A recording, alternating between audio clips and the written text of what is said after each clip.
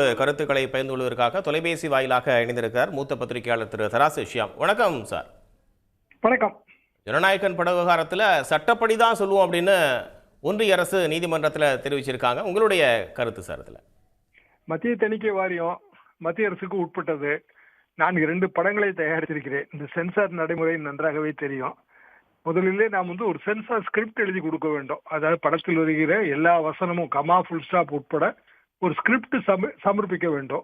Pre சென்சாராகவும் சமர்ப்பிக்கலாம். இந்த ஸ்கிரிப்டை போஸ்ட் சென்சார், அதாவது படம் போஸ்ட் ப்ரொடக்ஷனுக்கு பிறகு நம்ம கொடுக்கலாம்.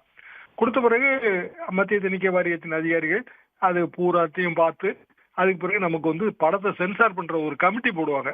பொதுவாக 3 மெம்பர்கள் அடங்கிய கமிட்டி. கண்டிப்பா ஒரு பெண் மெம்பர் இருப்பாங்க. அவங்க படத்தை திரையிட சொல்லி பார்ப்பார்கள். திரையிடுவதற்கென்று சில அரங்கங்கள் இருக்கின்றன, அங்குதான் திரையிடுவார்கள். அதுல அவங்க உட்கார்ந்து பார்ப்பார்கள். அப்போது ப்ரொடியூசர் தரப்புலயே யாருனாலும் இருக்கலாம்.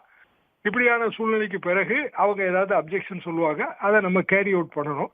இல்ல ரிவைசிங் கமிட்டிக்கு அனுப்பலாம். ஆர்சின்னு சொல்லுவாங்க, ரிவைசிங் கமிட்டிக்கு அனுப்பலாம். ஆனா இதுல இவங்க ஃபுல்லா கேரி அவுட் பண்ணிட்டாங்களான்னு தெரியல.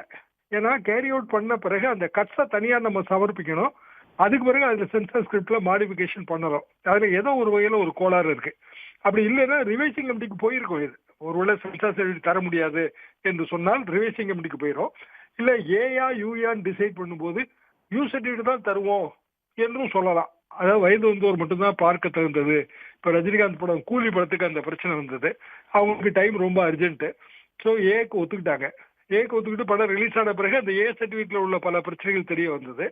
அதுக்கு பிறகு அவங்க யூவா மாத்தணும்னு சொல்லி சென்னை ஹைகோர்ட்டுக்கு வந்தாங்க. ஆனா அது ஏற்றுக்கொள்ளப்படவில்லை. அப்படி ஏதாவது அதுல ப்ராப்ளம் இருக்கணும். இவங்க வேண்டான்னு டிசைட் பண்ணியிருந்திருக்கலாம். ஏதோ ஒரு காரணம் தயாரிப்பாளர் தரப்புல தான் எப்போதுமே இது இருக்குங்க. மத்திய தணிக்கை வாரியம் தரப்புல பொதுவாக இது இருக்கவே இருக்காது. அரசியல் நோக்கம் அந்த குற்றச்சாட்டு எனக்கு பொருத்தமாக தெரியல. எது எப்படி இருந்தாலும் தணிக்கை வாரியம் ஏதாவது ஒரு டிசிஷனை சொல்லியே ஆகணும். ரிஜெக்ஷனாவது சொல்லி ஆகணும், ஆர்சிக்கு அனுப்புறோம்னாவது சொல்லி ஆகணும். அதை ஏன் டிலே பண்றாங்க? அதுவும் தவறு தான். ஏன்னா இதுல ஃபேர்னஸ்ங்கிறது ஒண்ணு இருக்கு. உண்மையாவே ஒரு பட தயாரிப்பு நிறுவனம் இவ்வளவு கோடிக்கணக்கான ரூபாய்களை போட்டிருக்கோம். அதுக்கு அர்ஜென்சி இருக்கு. நாளைக்கு இந்த பிரச்சனை முடிவுக்கு வரும் என்பது எனது எதிர்பார்ப்பு.